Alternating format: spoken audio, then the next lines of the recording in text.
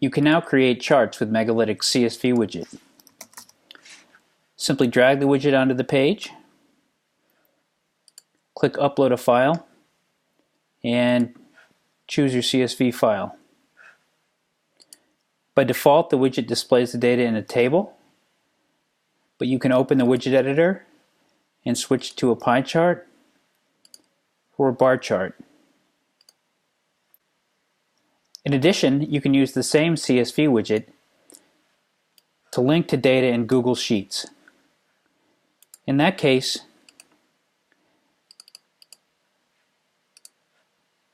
you simply add in the link for the sheet. The widget displays the data again in a table format. And in the CSV widget editor, you can change the chart type to, say, a line chart. You can even edit the data. So let's say I want to look at just the California data.